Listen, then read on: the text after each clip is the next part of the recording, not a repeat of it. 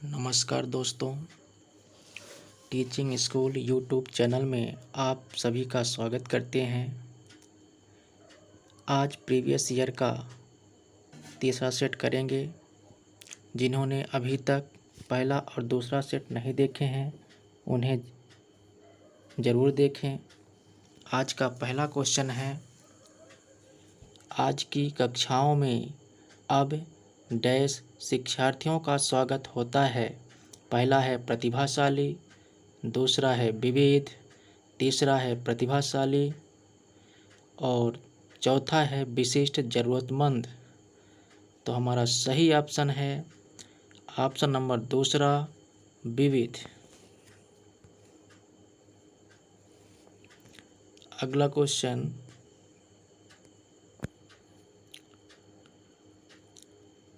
नींद की अल्पावधि कमी शिक्षार्थियों को प्रभावित करती है। पहला है वजन में वृद्धि, दूसरा है मधुमेह का खतरा बढ़ना, तीसरा है कमज़ोर प्रतिरक्षा, चौथा है एकाग्रता और स्मृति को कम करना।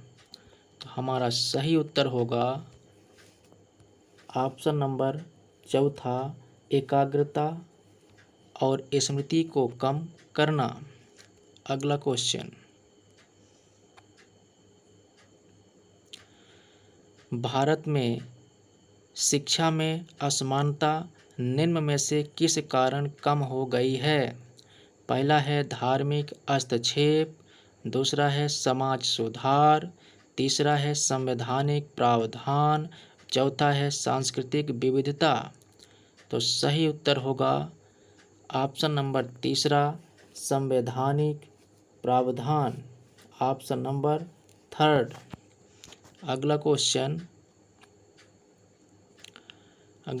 है, NIOS शिक्षा की डैश एजेंसी का एक उदाहरण है।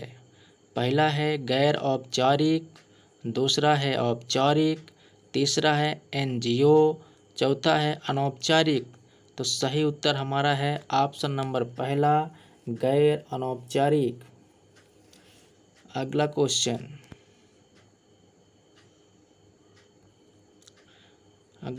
है क्वेश्चन नंबर 5वां, ऐसे पारिवारिक और सामुदायिक संसाधन क्या हैं जिन पर बच्चे सामूहिक रूप से आकर्षित हो सकते हैं। पहला है सदस्यता पूंजी, दूसरा है संरचनात्मक पूंजी, तीसरा है राजकोषीय पूंजी, चौथा है सामाजिक पूंजी। तो हमारा सही उत्तर होगा ऑप्शन नंबर चौथा, सामाजिक पूंजी। अगला क्वेश्चन है, समस्या को सुलझाने की रणनीतियों में छात्रों को संलग्न करने और उनकी सोच को आगे बढ़ाने के तरीके क्या हैं। पहला है अवधारणा गठन, पूछताछ और व्याख्याओं का उपयोग, दूसरा है बार बार प्रश्नों को संबोधित करना, तीसरा है दोस्तों से अच्छे से बात करना और चौथा है उन्हें अतिरिक्त कक्षेतर कार्य देना। तो सही उत्तर होगा ऑप्शन नंबर पहला, अवधारणा गठन, पूछताछ और व्याख्याओं का उपयोग, ऑप्शन नंबर पहला।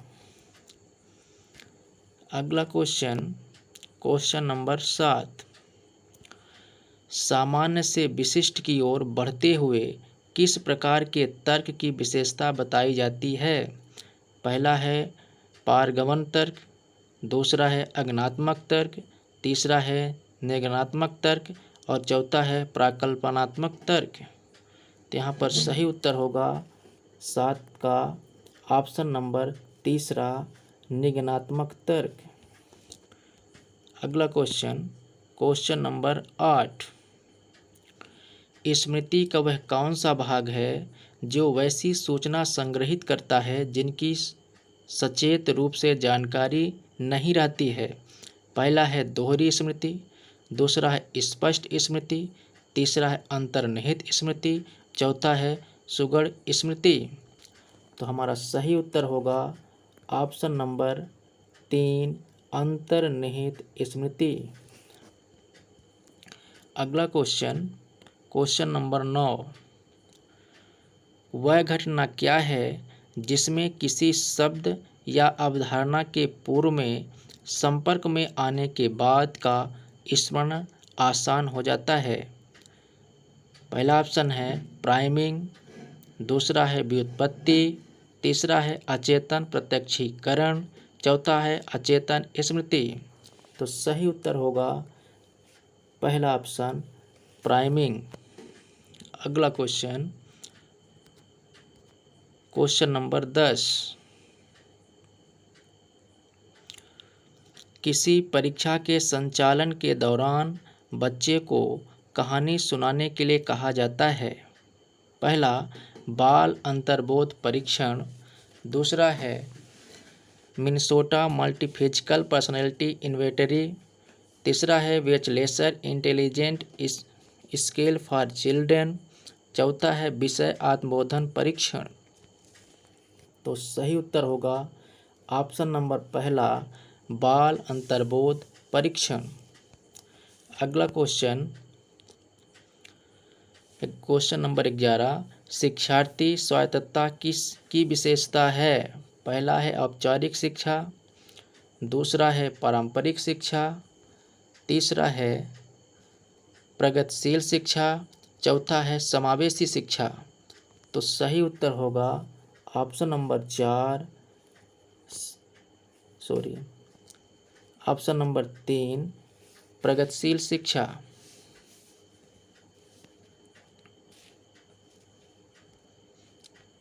नेक्स्ट क्वेश्चन नंबर 12, रेवेन का प्रोग्रेसिव मैट्रिक्स टेस्ट मापता है?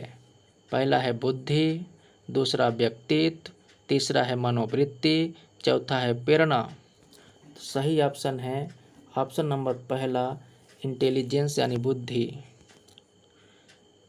नेक्स्ट क्वेश्चन नंबर 13, पियाजे के अनुसार बच्चों का डैश विकास 4 चरणों के मध्यस्थ से प्रगति कर रहा है? पहला है भौतिक, दूसरा है भावनात्मक, तीसरा है कार्यात्मक, चौथा है संज्ञानात्मक। तो सही उत्तर है ऑप्शन नंबर चौथा संज्ञानात्मक। अगला क्वेश्चन, क्वेश्चन नंबर 14, कई लोग जो उस समय जब वे सुन रहे थे कि राजीव गांधी की हत्या कर दी गई थी जीवित थे, उन्हें ठीक से याद है कि वे कहाँ थे और वे क्या कर रहे थे? यहाँ किस प्रकार की स्मृति दर्शाई गई है?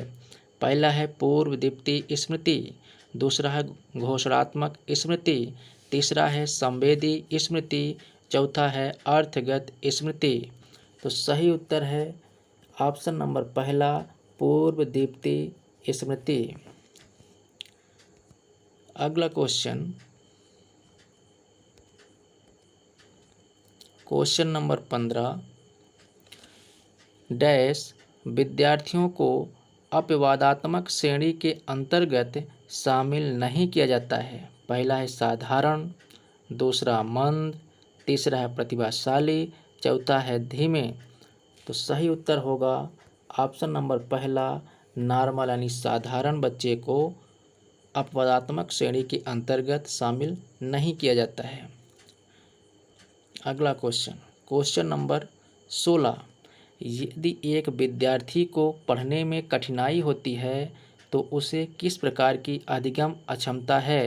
यानी अगर कोई विद्यार्थी पढ़ने में कठिनाई होती है उसे, तो उसमें होगी डिसलेक्सिया।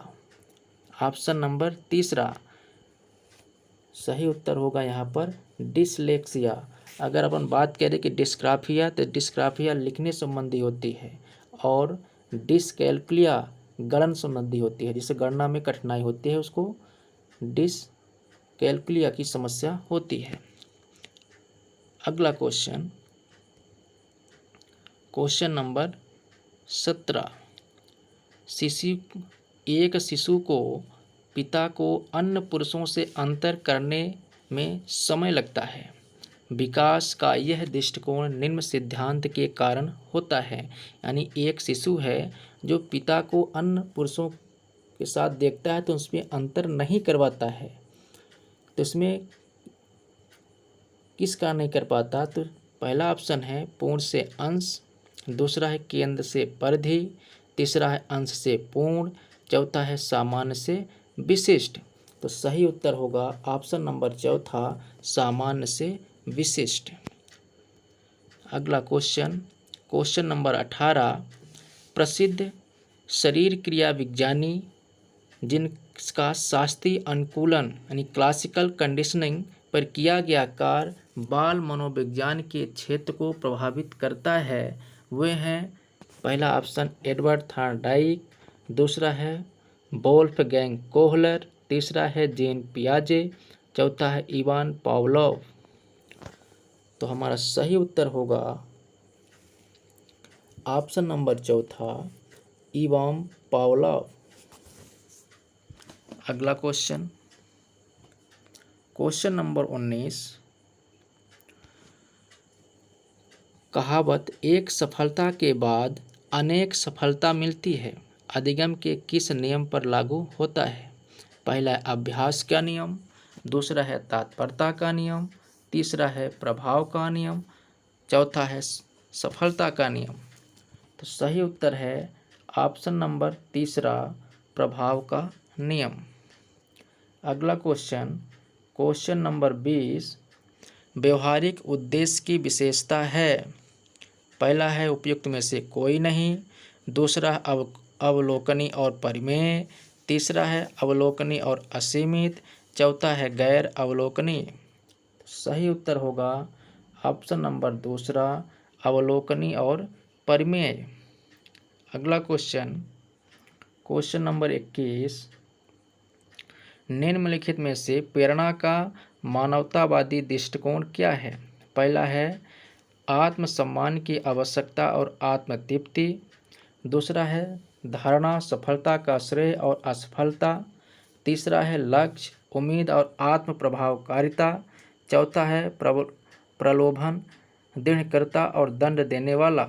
तो सही उत्तर होगा ऑप्शन नंबर पहला, आत्म सम्मान की आवश्यकता और आत्म तृप्ति।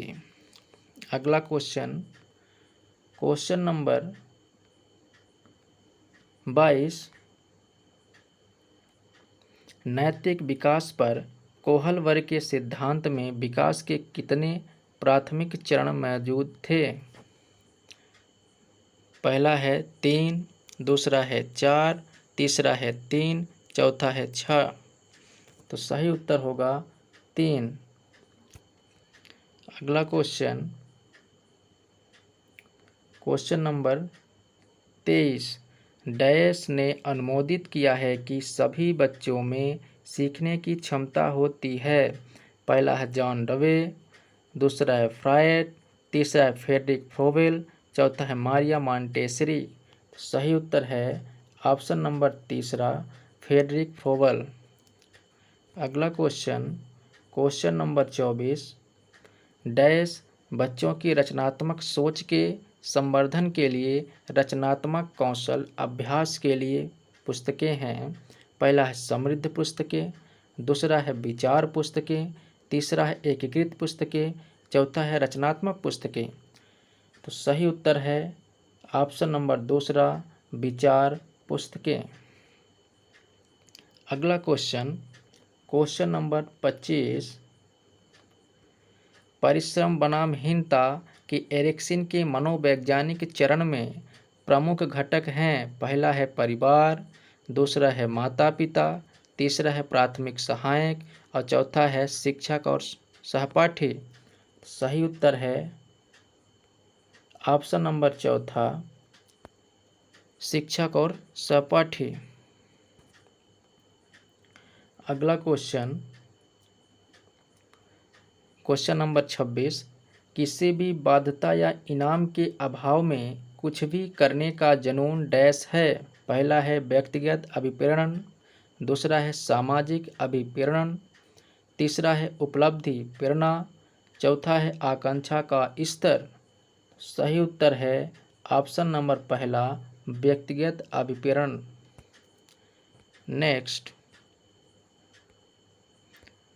क्वेश्चन नंबर 27, निम्नलिखित में से क्या गलत धारणा नहीं है? पहला है मातृभाषा मिथ्या बुद्धि, दूसरा है संज्ञानात्मक परस्पर विरोधी विचार, तीसरा है अवैज्ञानिक मान्यताएं, चौथा है पूर्वाग्राही विचार। तो सही उत्तर है संज्ञानात्मक परस्पर विरोधी विचार, ऑप्शन नंबर दूसरा। अगला क्वेश्चन, जीवन भर होने वाले व्यवहार को समझने, समझाने और भविष्यवाणी करने का प्रयास करने के साथ साथ ऐसे सवालों के जवाब कौन देता है? पहला है विकासात्मक मनोवैज्ञानिक, दूसरा है वाइगोत्स्की सिद्धांतकार, तीसरा है धोखाधड़ी विचारक, चौथा है एरिक्सन सिद्धांतकार। सही उत्तर है ऑप्शन नंबर पहला, विकासात्मक मनोवैज्ञानिक। अगला क्वेश्चन, क्वेश्चन नंबर 29, श्रवण शिक्षार्थियों को प्रेरित करने के लिए शिक्षक को उसे प्रोत्साहित करना चाहिए कि पहला, छोटी इकाइयों में पठन सामग्री का उपयोग करें, दूसरा है क्लब की गतिविधियों और नाटक आदि में भाग लें, तीसरा है चर्चा में सम्मिलित हों, चौथा है पढ़ाई करते समय रंगीन कलम और हाइलाइटर का प्रयोग करें। तो सही उत्तर है ऑप्शन नंबर तीसरा, चर्चा में सम्मिलित हों। अगला क्वेश्चन, आज का लास्ट क्वेश्चन है क्वेश्चन नंबर 30, पियाजे के सिद्धांत के अनुसार प्रभावी अधिगम डैश है? पहला है सामग्री संकलन, दूसरा है मूल याद रखना, तीसरा है सक्रिय अधिगम, चौथा है एकाग्रता से पढ़ना। तो सही ऑप्शन है, सही उत्तर है ऑप्शन नंबर 3, सक्रिय अधिगम। धन्यवाद दोस्तों। प्रीवियस ईयर के पेपर में आप सभी को तहे दिल धन्यवाद। ऐसे ही प्रश्न को देखने के लिए हमें मोटिवेट करें, हमारे चैनल को लाइक करें, शेयर करें और सब्सक्राइब करें। थैंक यू, धन्यवाद।